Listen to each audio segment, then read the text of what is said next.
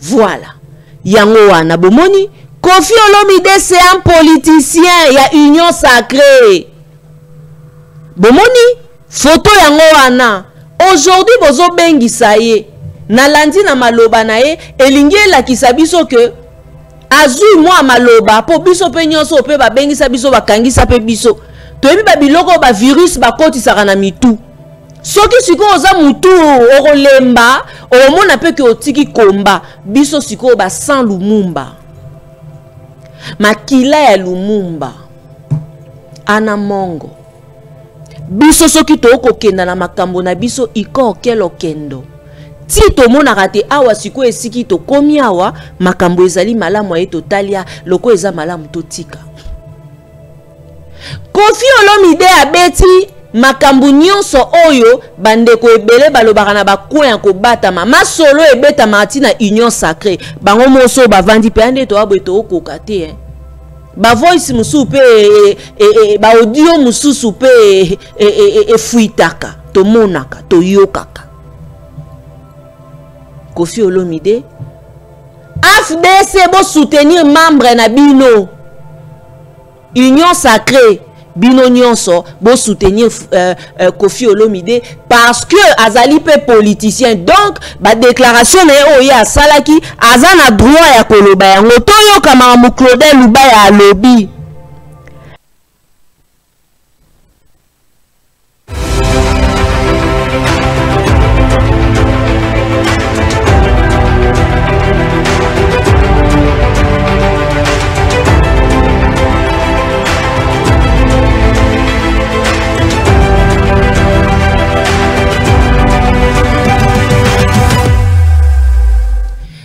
La voix de Tatiana lutte contre l'inversion de valeurs, l'intelligence au service de la nation. Na Pesibino Mbote Bandeko Balandi. Il y a Télénews RDC, Bokolanda Biso en direct, Bokolanda Biso sur Reaco News Télévision, Libre Télévision, ba chaîne partenaire. Il y a Maman Tatiana, Tozongi Lisuso Bosobo et Tando Eke, Natina Eteto Sombitinia Makanisi, Ponamae Matali, Mboka Nabiso République démocratique du Congo, boebite actualité, Mazali Maïke, Mokolalo, Maman Tatiana, Zongi Penza, Onzela et Tando Eke Natina Te, poto comprendre Makambo et Belé ou Ezali Kolekana na Mboka Nabiso République démocratique du Congo.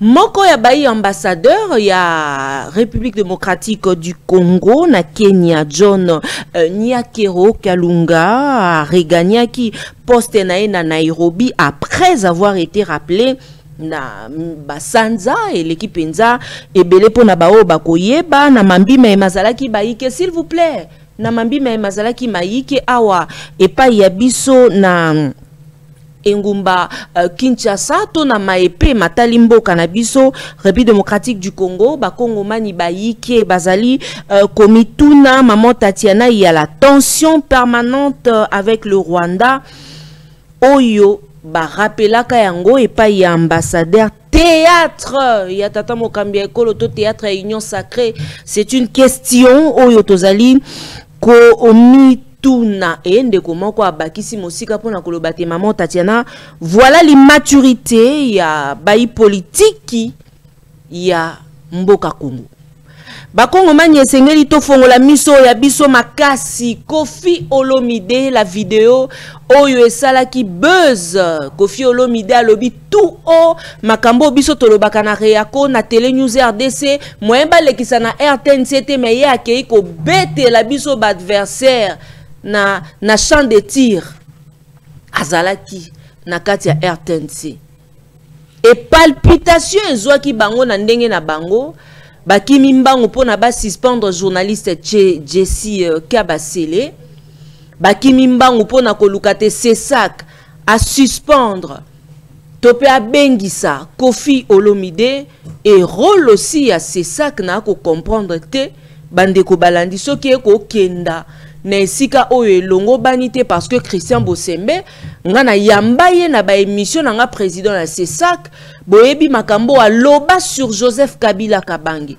aloba sur Martin Fayulu aloba sur l'opposition pe pouvoir à l'époque oya lobaka na mokolo ata mokote ba invitaka ye. Pourquoi ils ont peur? Il y a ba vérité et bima qui est pas ya Koffi Olomide tokolobela yango mokolo ya lelo bandeko balandi. Panique ekoti, panique causée na likambo ya prise ya parole ya Koffi Olomide. Koffi Olomide ambassadeur na kamwe bokechwa yambo. Alobi Koffi Olomide a beti pe biloko. Alobi oyo ba Congolais ba lobaka na se. Et aujourd'hui, si vous interpellez Koffi Olomide pour na émission ya salaki, est-ce que boyo karanzembo Koffi Olomide a yembela IGF? Si a yembela miyibi nyonso wana. Boyo kakanzembo Koffi Olomide a yemba ya IGF.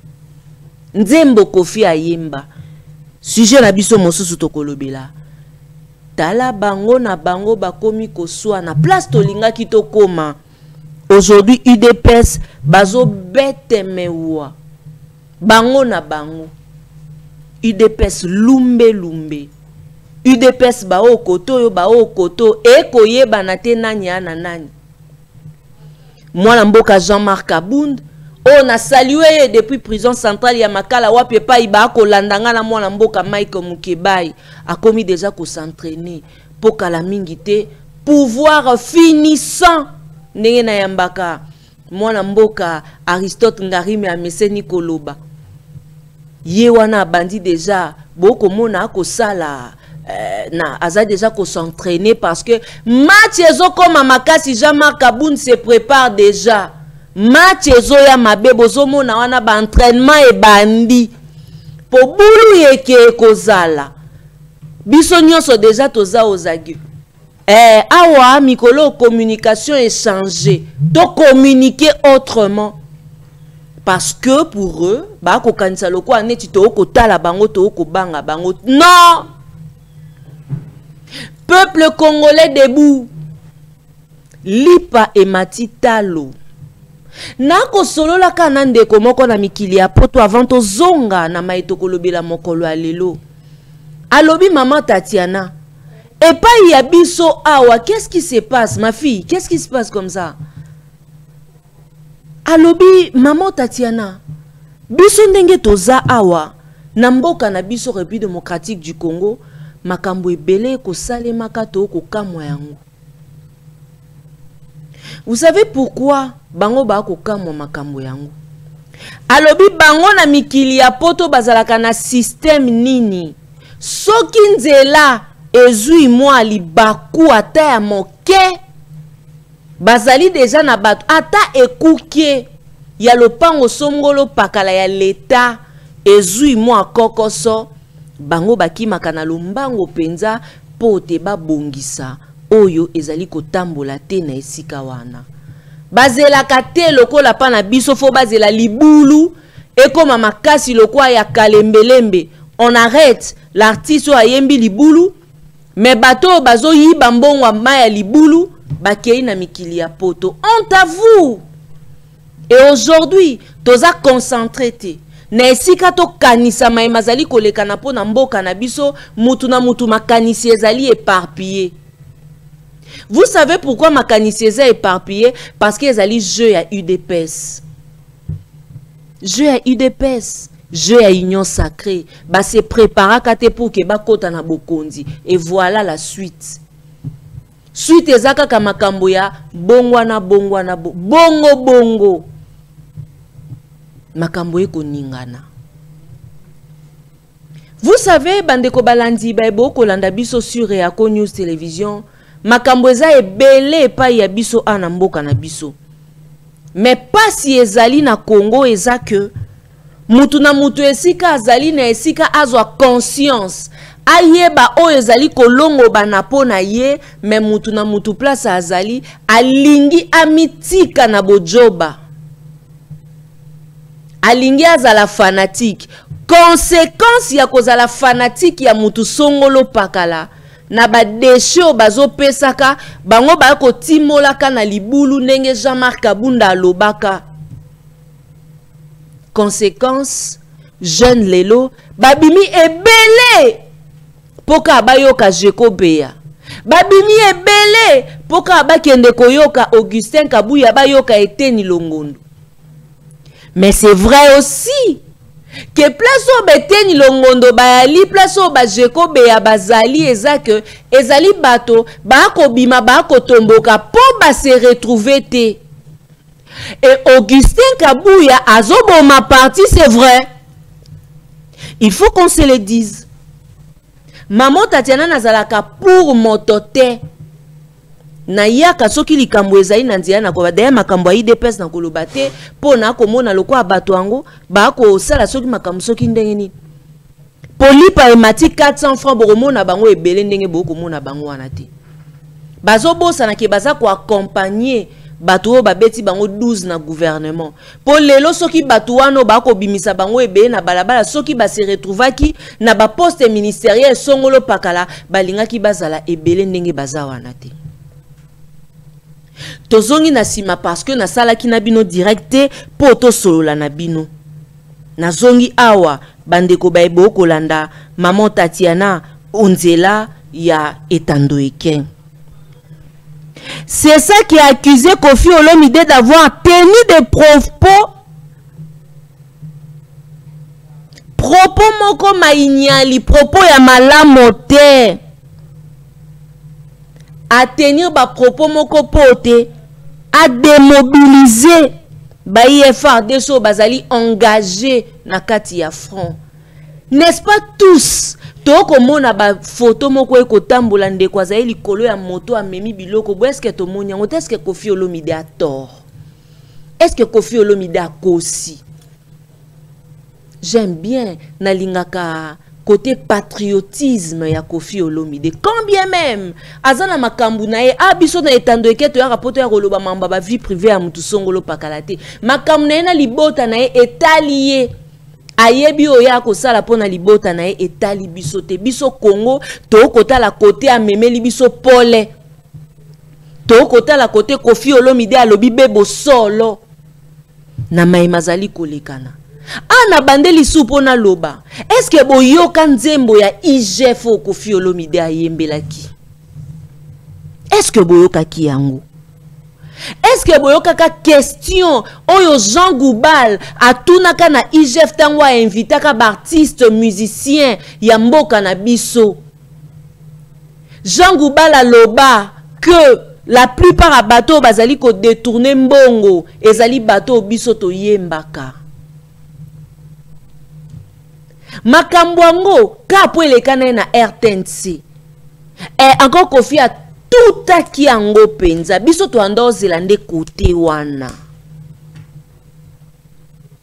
Papa nyonso na kati ya mboka so bazo boma bana na ye bazo beta bana na ye. Derrick Lukeba, Michael Mikandeke na Jojo Komingo bo pesanga le maestro pesanga nanu extrait ya Koffi Olomide après tokotanga parce que tomoni akage asombitini mwana mboka Claudel Lubaya yepe alobeli na mambi na moni ba article ebele otoko meka kotanga tanga po tozwa makambu oyo Koffi Olomide abeti pe makale kale yepe azali pe ya mobilité yepe akendaki na ba moyen ya défense à se défendre. Christian Bosembe a ko raté ba occasion ya kobeta kara yango na ebisaki bino régime finissant oyo. Awa bino boko tout ate batiaki esika songolo pakala. Mama, tata, ndeko, ate esika ozali okokoka kosala na Félix Tshisekedi te bondima kite.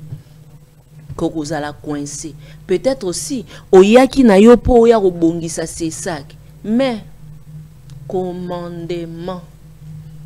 Soki ozali commandé eloko ya malonga epai ya yo ebimate. Derrick Lukeba zongi c'est la biso nanu pona to yaki na directi zongi c'est la biso Koffi Olomide ya mokolo ya lobby et to koti to tanga ba déclaration et juste après to tia siko ya kilelo avant to kota na désordre bon mona bat ba okamba biso na mboka ba okoka même pas ko gérer carte ya parti na bango. Vous savez, soulèvement populaire o bino bozo luka o boche ba Etandoeken ebele na ba service na babiloko songolo pakala po te bozela makambo ya mabe po boluka bokanga kabiso ata bokangi 100 000 fois bobimisi 100 000 fois. Problème ezali que soulèvement populaire et où t'as UDPS, bondi melanga. Et où t'as union sacrée. Et où t'as pas ba o wana oyo.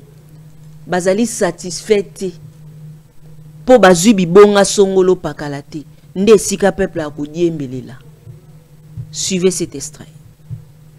Parlons de la guerre, une parenthèse, parce qu'on a parlé de politique, vous avez voulu aller faire de la carrière politique, ouvrons une parenthèse, on va très vite revenir sur Platinum.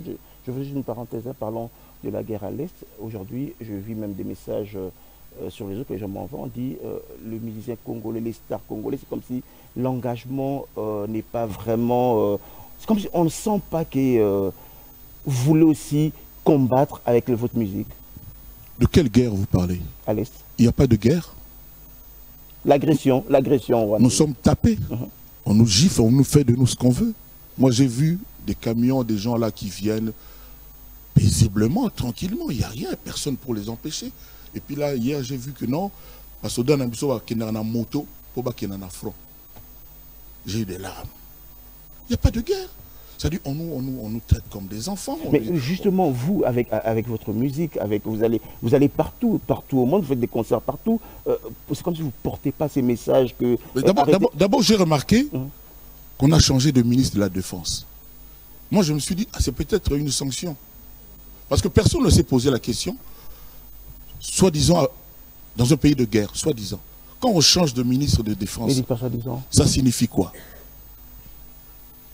Ça signifie quoi? Il faut quand même que nous rappelions que nous sommes des gens intelligents, que nous sommes debout, nous sommes des vrais hommes et femmes. Nous disons tous, chacun dit qu'il aime notre pays.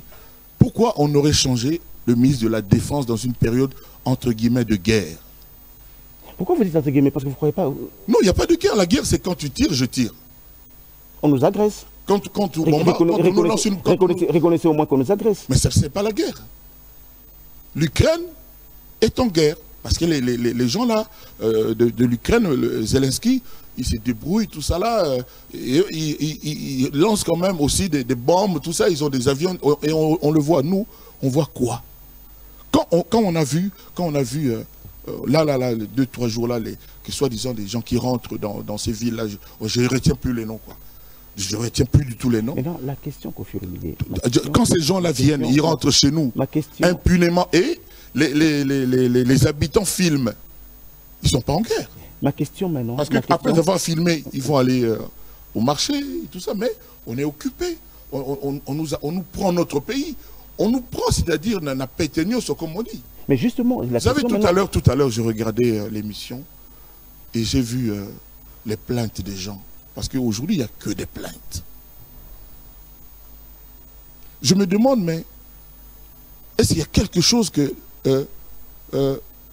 ne se sait pas, que ces gens-là ne savent pas? Quand ces mamans se plaignent, quand ils disent ce qu'elles disent, ces mamans et ces femmes, est-ce qu'il y a quelqu'un pour les écouter aujourd'hui? Est-ce qu'il y a quelqu'un qui a son cœur ému, qui est touché et qui peut changer quelque chose dans son comportement d'autorité à Mboganabiso, de quelqu'un qui a les rênes, le sort des Congolais dans ses mains?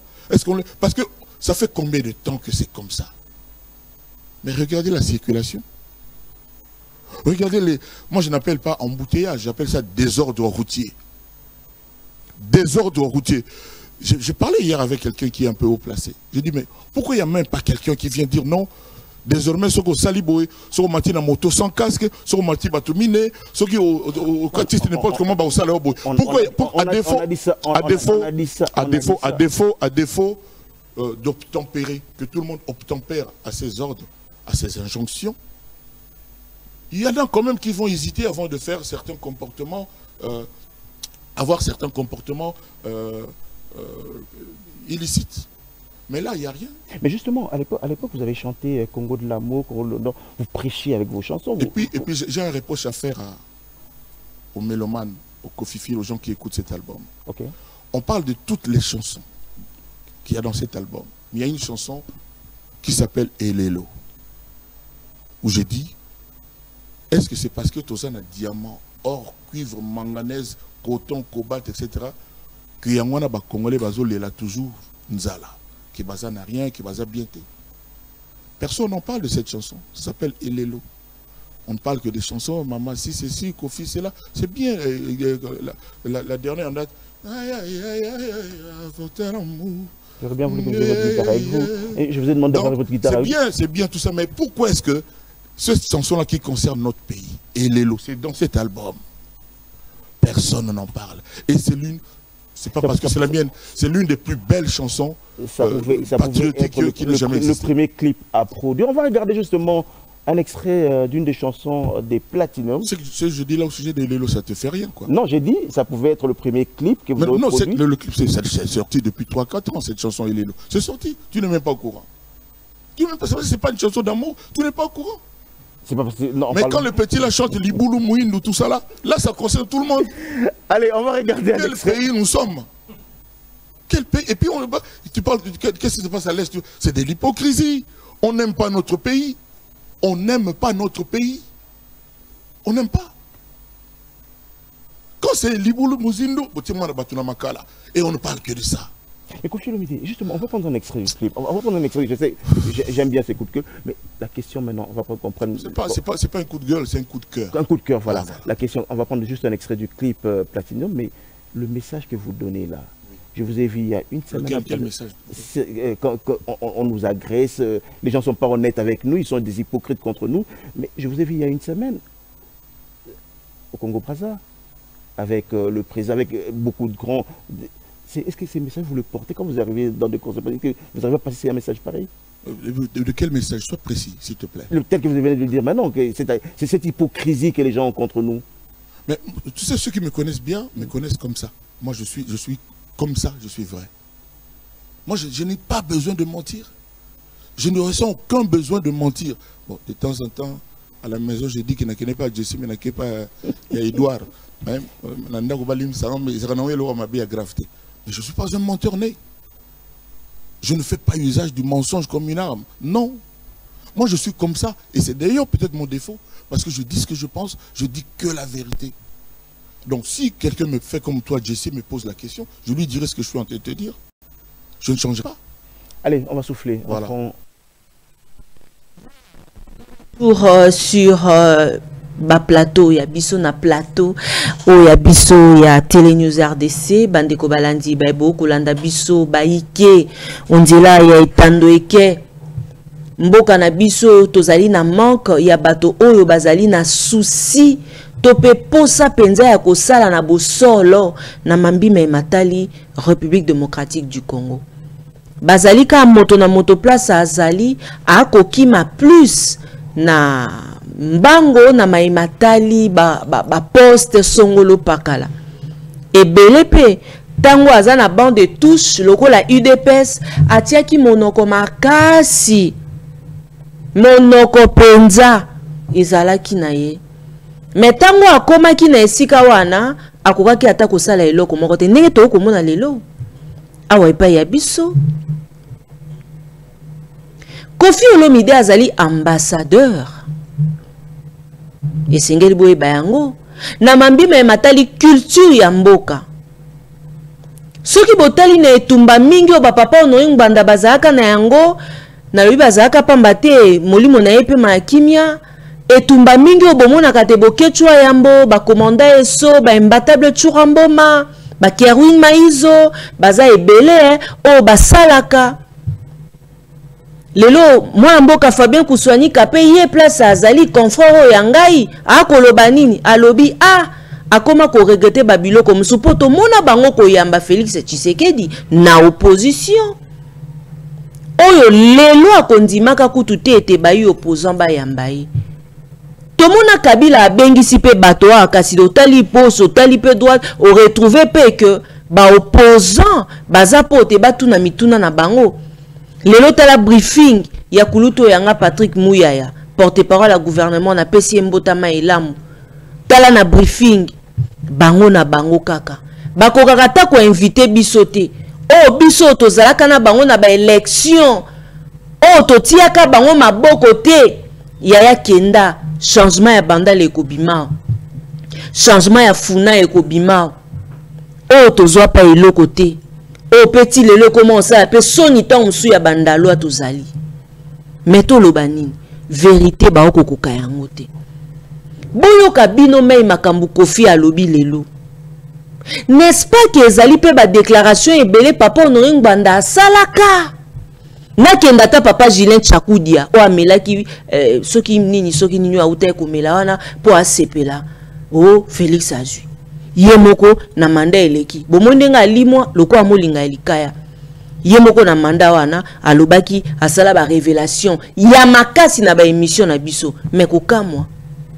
bandeko na ebsa bino to linga Congo tozala ba vrai ngai maman Tatiana na kotikalaka kolekana na nzela etando ekete na makambo pour que na ko condamner Kofi Olomide c'est vrai tango ba bengisi certainement eza na makambo ba yebisi autant mosusu ekosala te ekota malili rôle na biso na ba fanatique na ye ba Kofiete ba Kofifi biso nyonso ba résistant bato bozali wana ba misusu pe bazaka ba héros dans l'ombre biso banson rôle na biso ezali ya kopesa Kofi Olomide makasi to lakisa eke aza ye moko te sima na ye biso tozali parce que ye azali ambassadeur bomoni ke maloba na etango alobi influencer eningisi pe etie mopepe eningisi pe échanger pe makambo pe ebele yango bomoni tina soki makambo Kofi Olomide alobaki ezaki makambo mainyali balingaki ba invité ete nakamwe lettre à suspension ebimi na nzela etando eke po na Jessica Basele o azali journaliste ba pesi suspension po na nini parce que ba propos tenus na kati ya émission et engageaka l'invité invité oya ya lobby makambu na ye mais loko nga azokamwa lelo na média oya biso et loko nga azokamwa na ba DG ya basongolo pakala est-ce que vraiment ndenge boza wana bino moko place bozali wana est-ce que bozo respecter pe déontologie ya musalango pour moi na yambi invité na plateau na tuni motuna invité soki bolandi na émission na bien Jessica Basele confrère oya biso azo pekisa akolinga te akata Kofi maloba mais loko la légende ya akokenda popo na ye et na nyoso Kofi Olomide aussi c'est un politicien parce que il faut to kende pe na casque wana azali moko ya bai AFDC bomona ka yete Kofi Olomide azaka membre ya PPRD oui après tomona ye azala akoma adhérer na AFDC donc ça veut dire Kofi Olomide aza membre ya Union Sacrée Kofi Olomide lingaki azala candidat lokola sénateur lokola gouverneur sénateur hein voilà merci Kofi Olomide lingaki azala candidat comme sénateur ezaki ya ba sénateur bokaki ba déclaration à Kofi Olomide a fait une vidéo o etambola ki pe na nzela ya ba etando eke po aya ko fongolela biso alobi ke makambo ye amoni akoki yango ti akoki makambo ye amoni ti voilà yango wana bomoni Kofi Olomide c'est un politicien ya Union Sacrée bomoni photo yango wana aujourd'hui bozo bengisa ye na landi na maloba na ye elingi elakisa biso ke azui mwa maloba po biso pe nyonso pe ba bengisa biso bakangisa pe biso toyebi ba biloko ba virus bakotisaka na mitu soki siko oza mutu okolemba omona pe ke otiki komba biso siko ba sans Lumumba makila ya Lumumba ana mongo biso soki toko kenda na makambo na biso iko kelo kendo ti to monaka te awa siko esiki to komi awa makambo ezali malamu ya totalia loko eza malamu totika Kofi Olomide abeti makambu nyonso oyo bandeko ebele balobaka na bakoya ko batama masolo ebeta matina Union Sacrée bango moso bavandi pe ande to abweto okoka te ba voice musu pe ba audio mususu pe fuitaka to monaka to yokaka Kofi Olomide AFDC bo soutenir membre na bino Union Sacrée bino nyonso bo soutenir Kofi Olomide parce que azali pe politicien. Donc ba déclaration na oya salaki azana droit ya koloba yango toyo kama mu Claudel Lubaya alobi. Alobi que panique ezali causé na prise ya parole publique oya Kofi Olomide na mambima matali guerre dans l'Est. Ezali révélatrice selon Yendenge alobi. Il y a légèreté, il y a chef de l'État. Commandant suprême de forces armées, son gouvernement et son état-major. Bango anande bako remarqué te makamo mingi e ko salema bo elongo banité. Conduite, il y a état et kokenda conduite des affaires, il y a l'état et kokenda malamu mingite, a déclaré Claudel Lubaya.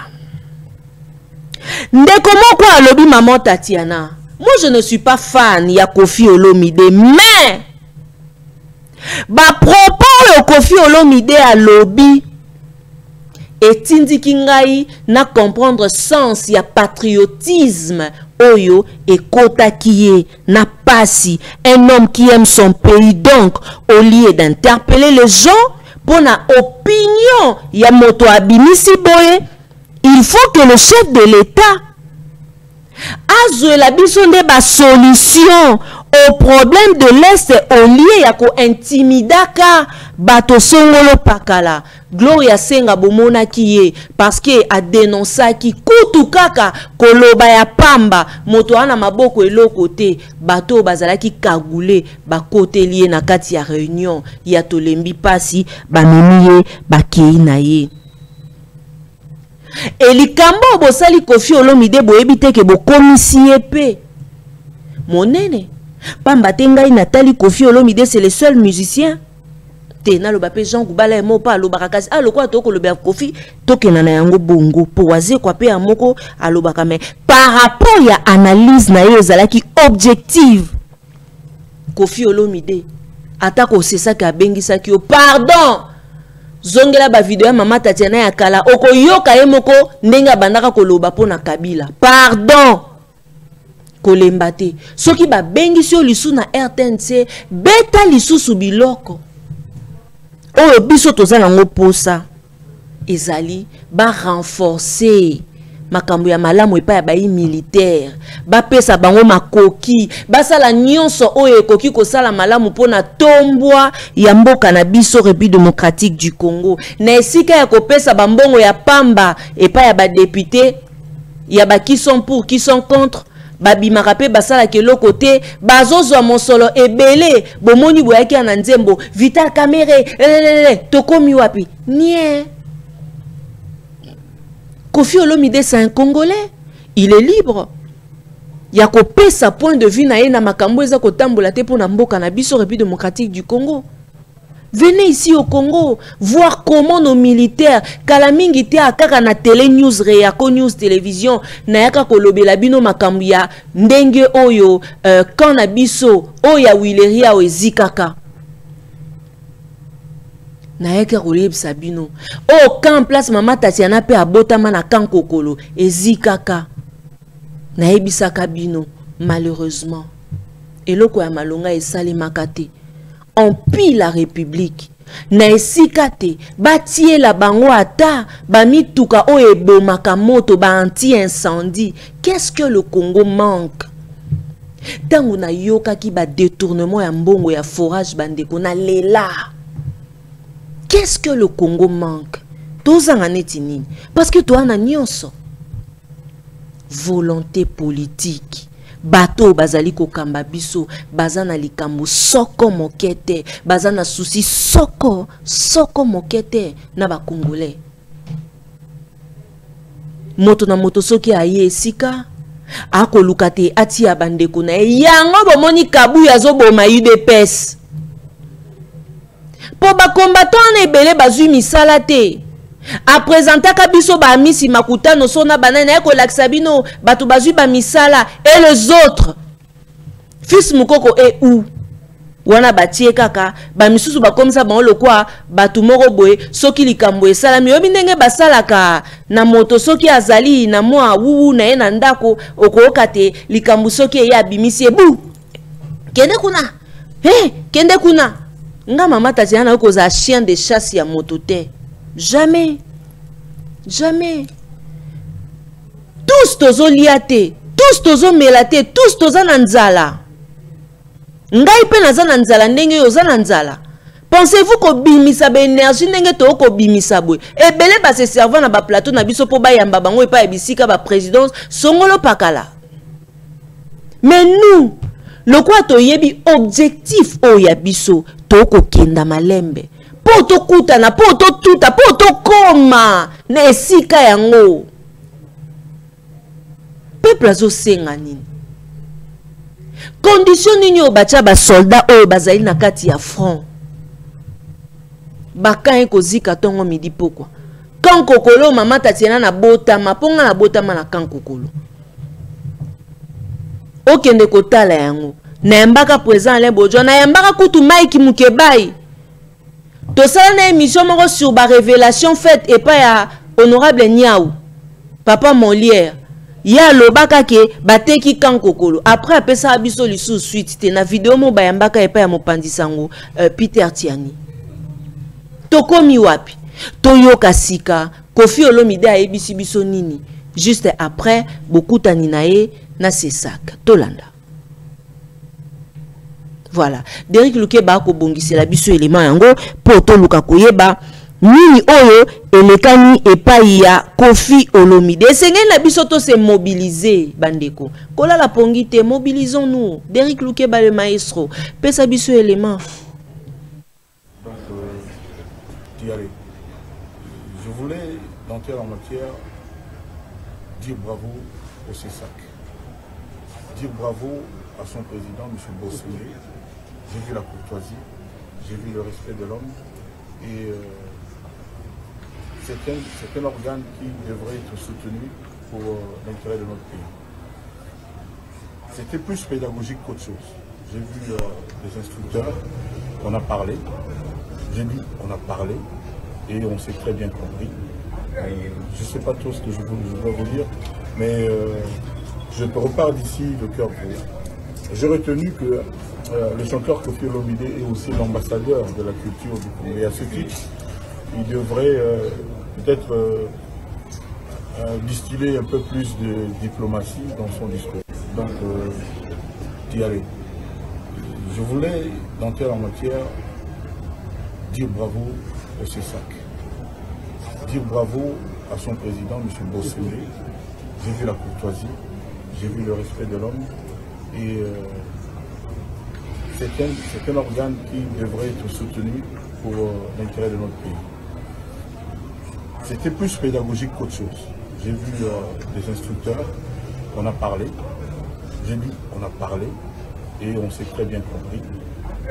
Je ne sais pas tout ce que je dois vous dire, mais je repars d'ici le cœur gros. J'ai retenu que le chanteur Koffi Olomide est aussi l'ambassadeur de la culture du Congo. Et à ce titre, il devrait peut-être distiller un peu plus de diplomatie dans son discours. Donc, je voulais, d'entrer en matière, dire bravo. Voilà. Koffi Olomide azalaki accompagné par mwana na ye Minou bomoni ye na mopandi ya tata na ye ba congolais ngai kutu na sengaki na ba congolais bo se mobiliser lelo biso tozale belé to accompagner Koffi Olomide comme ça c'est ça que comprendre que biso nyonso makambo Koffi alobaki to kopesa ye raison parce que mboka na biso ezali na pasi. Koffi a raison. Vous savez pourquoi Koffi a raison? Koffi a raison, Pambate. Comment on peut comprendre un mboka monene, topé nation ya Gaillard, le quoi ya Bissoa, mboka le quoi République démocratique du Congo, jusqu'aujourd'hui, Bunagana ezali toujours na maboko ya bato bako boma bandeko na biso Eminemboe.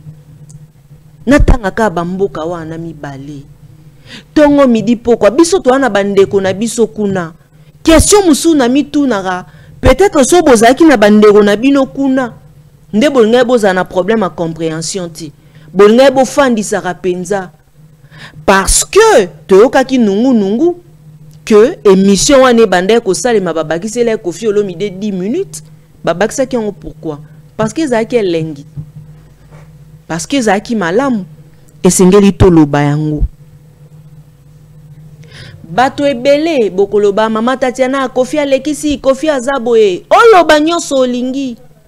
Mais pour na sujet Koffi Olomide alobaki kaka vérité oyo esui bato ebele oyo vérité ngai lelo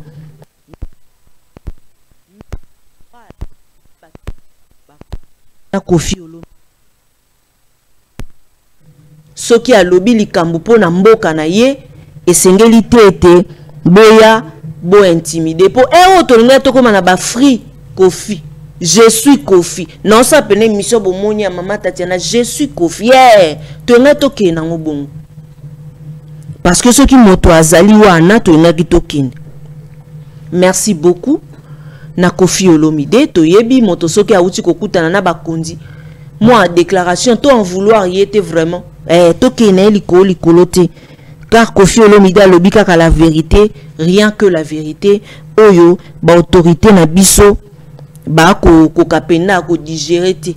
Mais biso esika ya biso Tatiana Osango, Réaco News Télévision, Télé News, nada sûr na ba combattant, na ba résistant, na ba opposant, na ba tout peu à pouvoir en place, na union sacrée, biso tout.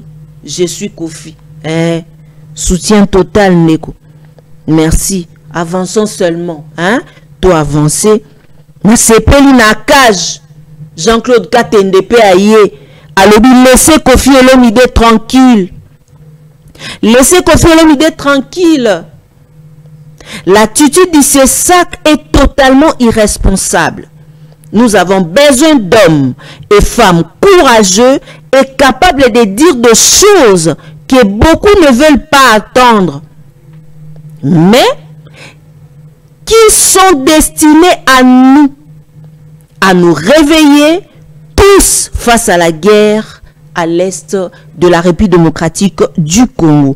Tout le monde voit que ça ne va pas, mais on veut que les gens se taisent.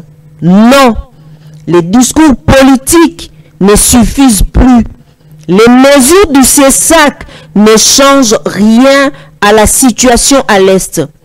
Vous pouvez museler tout le monde, mais c'est que les Congolais attendent des dirigeants et leurs collaborateurs ces sacs et que la situation de l'Est change en faveur du Congo. Si cela ne change pas, les critiques plus fortes sortiront même au camp de ceux qui sont au pouvoir. C'est une question de temps, selon Jean-Claude Katende. Ndenge apesimbela matondo mingi na bandeko akage. Monsieur Bosembe avait appelé le président honoraire Binomoro Boebi Kombo Abengaye, quand bien même et pas Jean-Pierre Kaembe Awanganaki. Bato a PPRD, bango balobi ke bazalaka ba vidéo ezali epa na bango.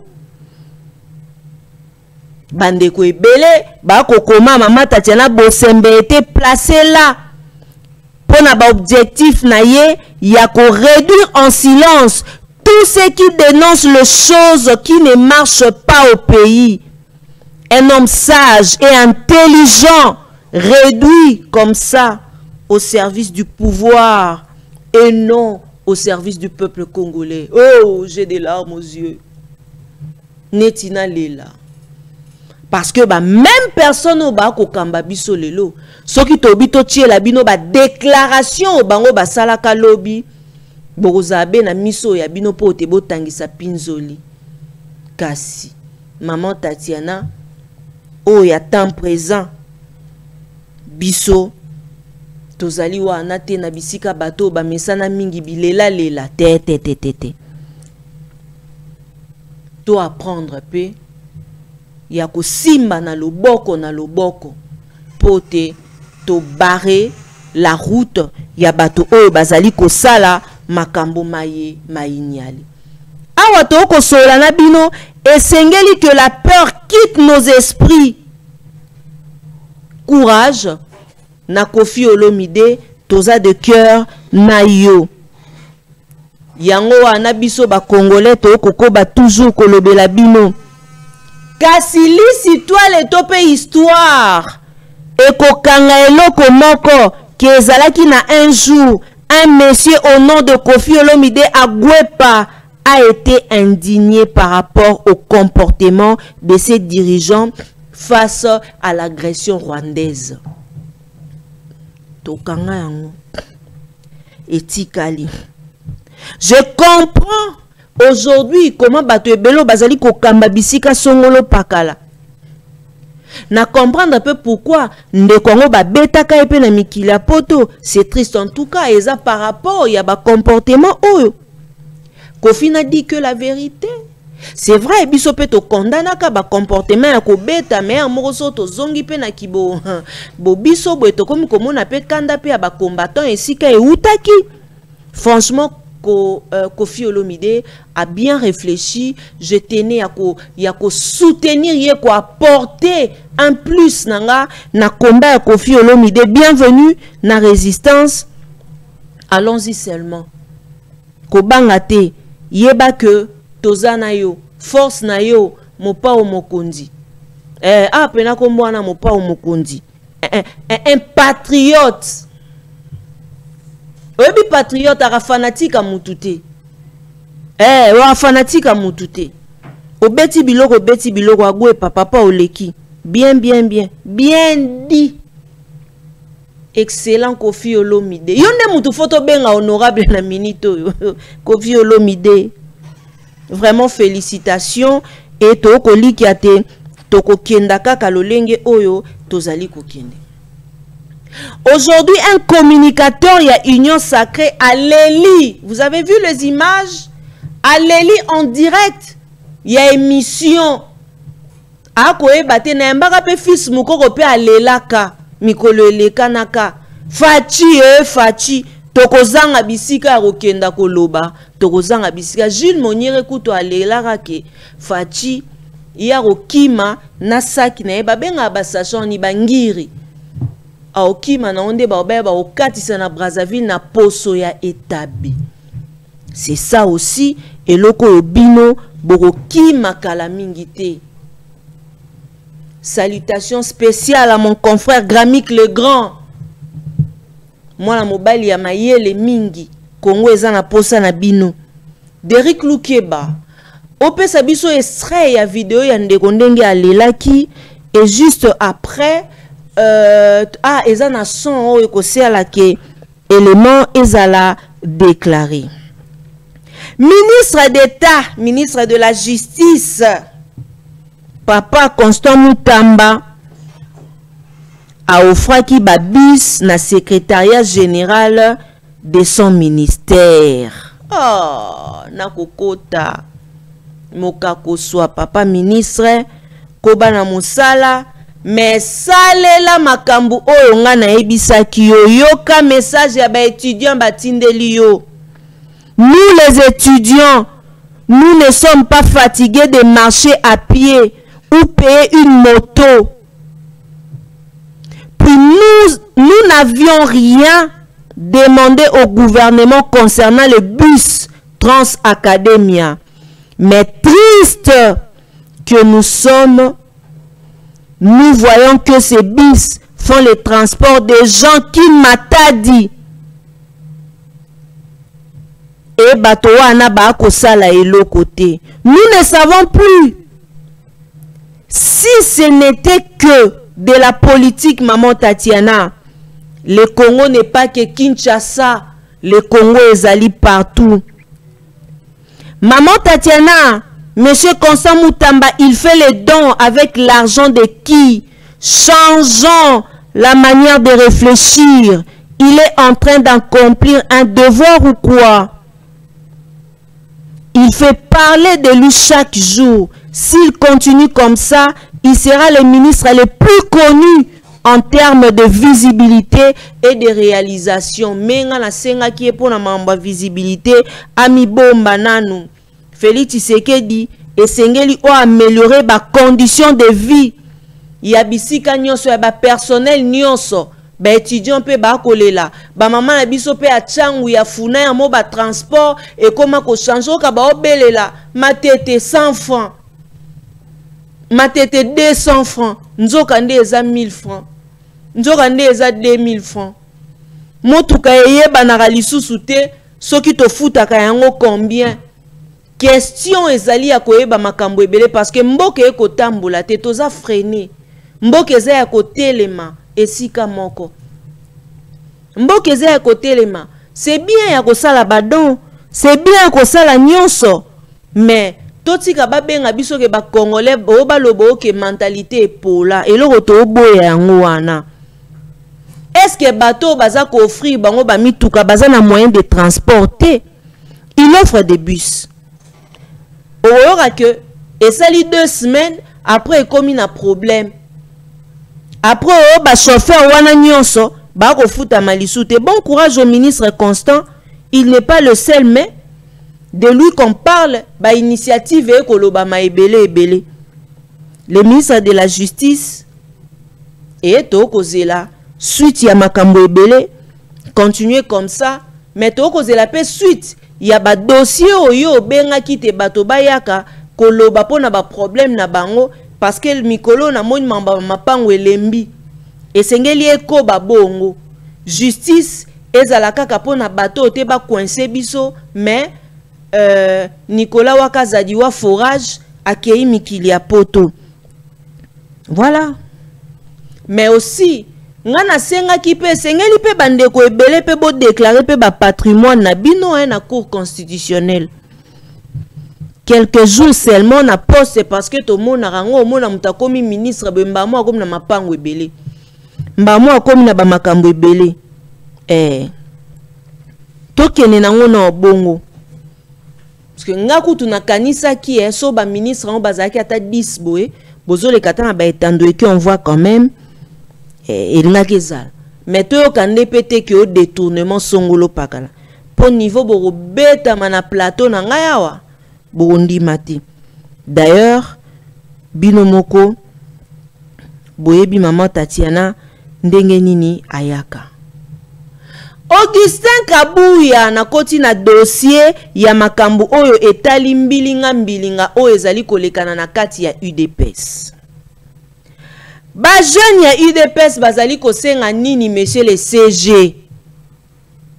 Bozo tambwisa parti te kaka ndenge makambo ezo tambola malamu te na mboka ti na parti politique. Banda na botama première fois na mona parti présidentiel ezala na désordre na botutu lo wa UDPS. Nazo kamwa pokota Jacob yana eteni ba opesa mbongo te.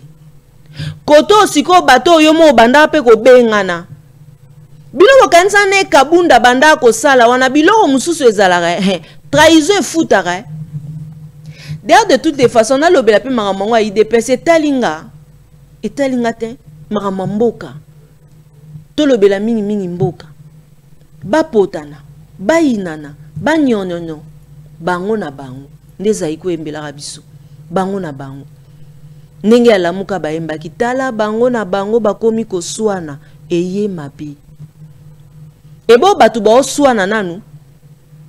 Yoka nti tangu ni nyongo ba ozana makanisi siko pour que bazwa penza bazwa tana bango pona balobela mambo mboka entre nous. Soki Kabila asedaka pouvoir te na UDPS ndenge Augustin Kabuya lobaka ke Kabila atali. Personnellement, atanga ye na comprendre te ke UDPS ne Marley vous voit lobaka ke ezaka kabwe eloko te na kati vide. Ouais.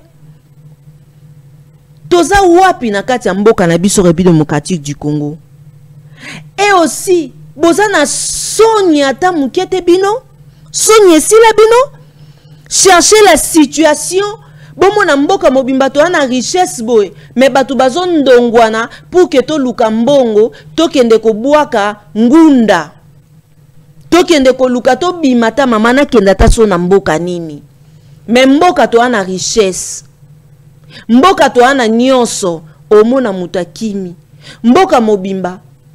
Baebi ko batela ya bangote. Boye bisanga Franck Diongo et où? Jean-Claude Vouemba et où? Tala ba journaliste en exil. Mwana mboka Wemba wa ute kokufela Wembi a ute kokufela mwana na Steve Wembi. Il est où?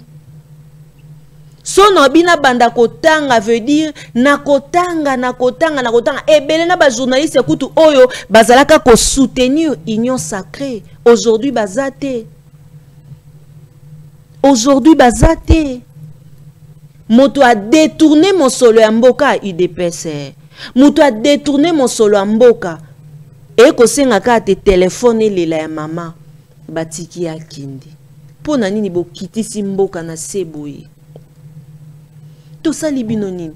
Liko na ngo pe misa mitu na biso te. Bolingi boye la biso distraction.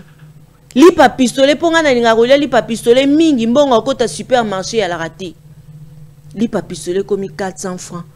Mama biso na bandaku na biso to ana ba parents, to ana banani, to ana so vanda bwe na tongo ngo kanisa yo kanisa pe baboti. A pe ko monétisation balongola. Kanisa biloko ana nyonso. Olesa nani otika nani. Na bandako ebele bati emela magalisu te koma be fufu. Bakanga journée. Tamboka mobimba. Farine pasi, nyonso pasi. Ciment pasi, primo côté torosomba simon ngo bongisa ta pavement e ko simba te. Côté kuno omona kami te ote ko koma $10 et komi 32 000 34 000. Torosela siko ba o pe ba fonctionnaire ba futa bango en franc congolais ba o futa bango na tonini. Est-ce que depuis na bandi oloba na fingi bino?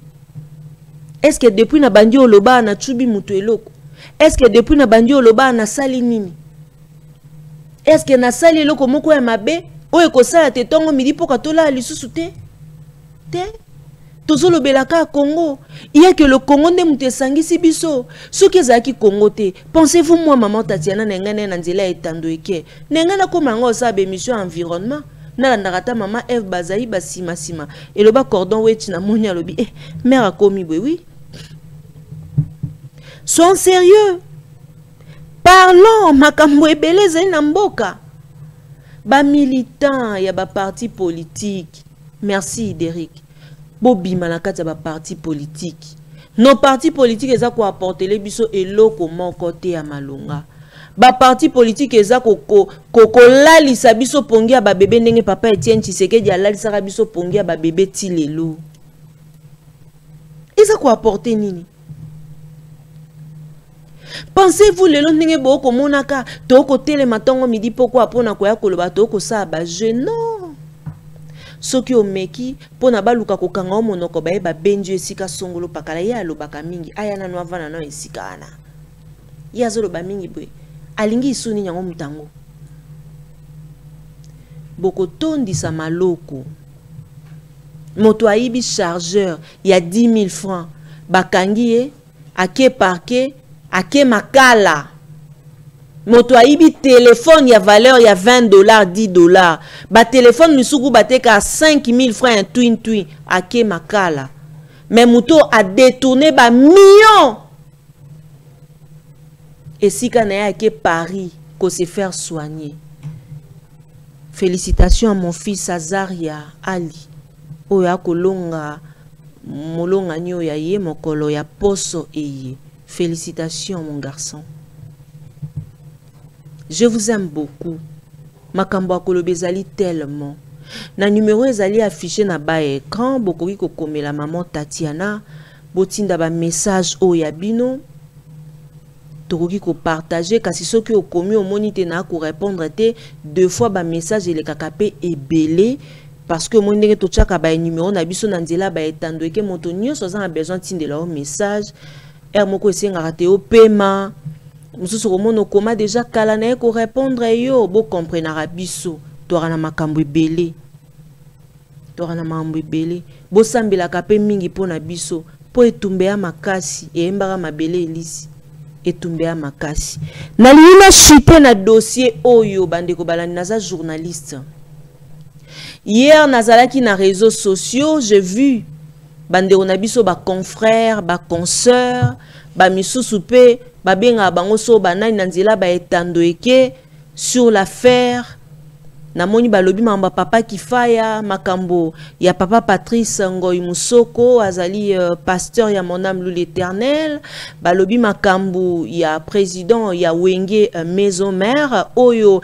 azali Weranson bango wana nyonso mibale bozomona na baza ba grand frère na ngai ya avenue parce que maman Tatiana na mwana dimbaboma na botama na dimbaboma biso to moni nenge Wenge ezobota ma c'est vrai nazaki na mukie mais histoire ya bato wana mibale boko mona nzela etando eke to betela bino yango mais bandeko nanga bapandisango to ya rate na ba etando eke pona ba vie privée ya ba famille ya bato lelo so babi ba fongola makambo ebele ezoleka na kata ba famille songolo pakala boko kuta makambo omona bora na yana bino moko ya mobali pe na poto kuna kota makambo akangela famille kanda alobisa bandeko na ete pona mwasi bwana yana bino moko boyeboye akamuta ba vérité mingi banda kufa muta olobela biso azala asute bwana yana bino moko mwasi aka tellement juge aza logique ba pesa na kombo juge na famille chaque famille eza na ba problème nango botika Patrice Ngoy Musoko avanda kimia laissez Weranson kimia eza makambu ya famille na bango ne venez pas na makambu ya ba vie privée parlez par exemple to parlons na loba yango bongo makambu tang mususu frère Patrice Ngoy Musoko nga beta tang mususu na martyr Weranson na kokende boye mutu na mutu tozalaka mingi bato to ko sepela ko sangisa batu ke ko panza ba famille batu Patrice Ngoy Musoko aza na église oyo bandimi baza ebele oyo bandimelaka nzambe na ye mondimi moko avandi azolanda chroniqueur moko songolo pakala to azolanda porte-parole moko songolo pakala azocritiquer ye po batu wana nde bazaka ta biso nde toza to rasu batu ba famille na biso te to koma batu ya batu s'il vous plaît arrêtons ya kosala makambo wana oba na basala kibo oba eza makambo ya famille na bango si vous avez de critiques tant musu ba pesa ki mutu moko azaki na sokoda to azaki ko kamba ba musicien chrétien to nini akamba ki bien te bo critiquer na ba anglais wana makambo etali famille na bango etali bisote na moni balamusi na papa Kifaya mutakufa na ye oda sango bozora ngo wapi bandeko nanga bapandisango pardon na oba na oloba te mais il faut na loba makambo ezoleka na entre ya Noël ngia mama Kanda Weranson na papa Patrice Ngoy Musoko etali biso na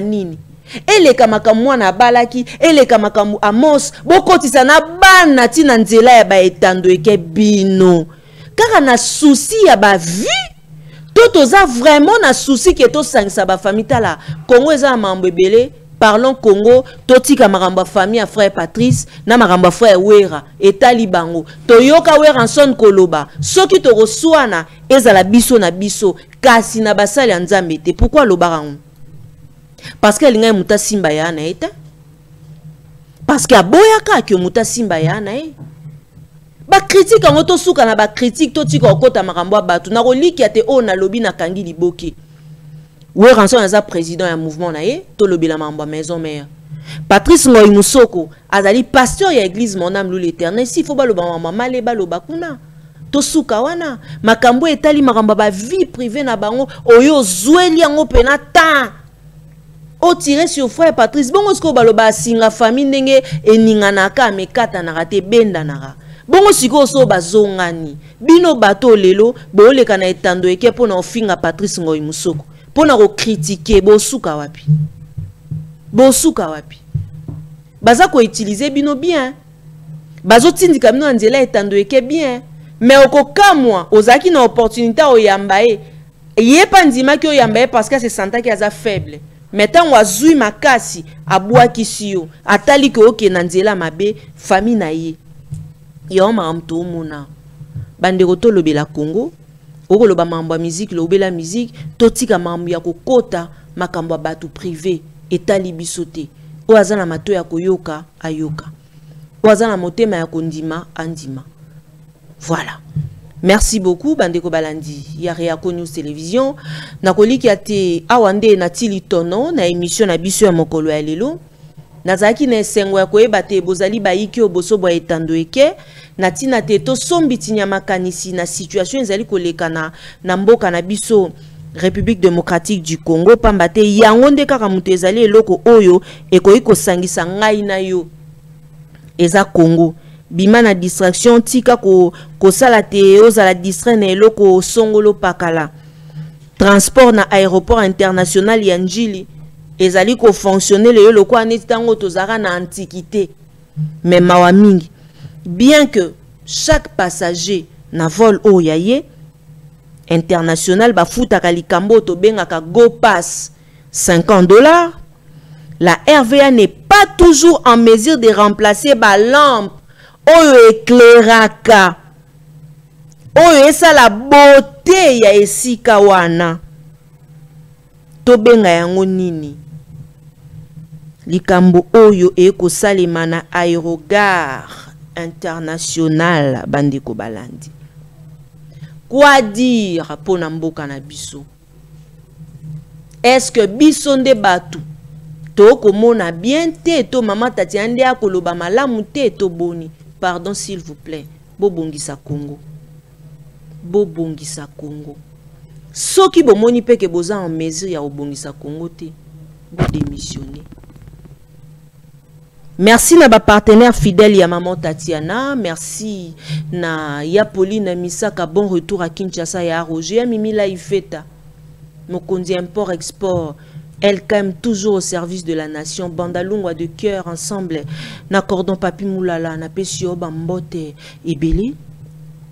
Merci na maman Emiline Zemba, motema monene, mama Likelemba, ya tous pepele ambetolo, mama Likelemba mbote. Na pesio mbote siko kolanda biso ya Lolita waku moninga ya Cécile Osango na pesio mbote la confiance du chef Serge Katembo. Merci na Anita Maoua, je t'aime beaucoup maman, je vous aime tous. Merci na ma grande sœur Gabrielle Chembe Boma na lingio mingi. Maman Sido, maman na Naomi depuis Anvers. Boni santé, ça va? Coach Henri Kassima Fred Ed na pesio mbote. Mbote na bande konyon so ba ebosepe la rakolandanga matin midi soir. Je vous aime beaucoup. Pena roko ba toujours kolinga bino boyebi biso to alo roi hymne national. Est-ce que bosi bo mona ngwezo trophée to rappé na tina na ngote. Biso na Réaco News Télévision na lobaka salaka malamu wakutu na tino lukangate na oya na etando eke na ondima misala na yo. Metan musale ko mona na te tokoya tokolobano ke mboke ko tambola te. Aujourd'hui c'est l'UDPS na désordre na bango na organisation na bango ya mabe baza nango bango nde batu basali lelo mboke koma o toza lelo. Et vous attendez quoi de Tatiana? Tokoya rien que pour na kosala ba critique sans pour autant que toucher ma vie privée parce que awe pa na bisu ezati. Courage à l'honorable Mike Mukeba Inkoso Hugues Michel et Sika Rolanda Biso. Toza de cœur na yo. Quand bien même lelo bakoma ko luka ko menacer tinde ko no ya mettre avocat pour bokokana. Mais toza de cœur na yo mwana mboka Mike Mukeba Inkoso. Yeba que maman Tatiana lutte na yo to kokoba toujours na yango Mike Mukeba. Ata bakanga yo injustement au samba kate batiki obeboye. Pote bazana besoin ya mutu o akoya koloba na bango te mais lobi tango zaka ko critiquer Kabila UDPS ebetela kayo maboko lobi tango bandaka ko bimisa makambu o bandaka ko longo banate na mboka na biso babetela kayo maboko mais lelo natanga ki eloko moko lokaso ya yo olobi te bato ba ko luka ko sala yo mabe ba ko longa yo te. Parce que ata esika ozali otombolaka toujours mongongo ya opo ya koloba. Yeba que toza de cœur na yo maman cocotte courage na bana na ndaku oyo basali déjà mbula moko ba ko mona tata na bangote rentrer yangoyo bana ba ebite ba kozonga ndenge nini po moto alesaka ndako ezali nde papa Michael Mukebai. Courage honorable, courage na Jean-Marc Kabunda au père azali kolanda biso depuis prison centrale ya Makala. Courage na héros vivant mwana mboka Frank Diongo. Courage aussi na Martin Fayulu o ba ko bunda etumba po na changement ya mboka na biso. Courage à vous. Mutu na mutu esika azali ko bunda boyeba que toza de cœur na bino. Merci na passion sangwa ya mbwesiko ozali kolanda biso na tondi yobo tondi penza mingi tika ete nzambe ya bakoko akoba ko batela libota na biso akoba pe ko batela biso pe apesa makasi na famille osango na lingi bino mingi kasi awa nde naza obligé nati ya litono po na émission ya mokolo mwalelo. Balobaka l'église et la presse sont au milieu du village, mais la voix de Tatiana, lutte contre l'inversion de valeurs, vous dit que l'église est le corps du Christ. Christ est vérité. Yango ane esenge na biso baïba pandisango.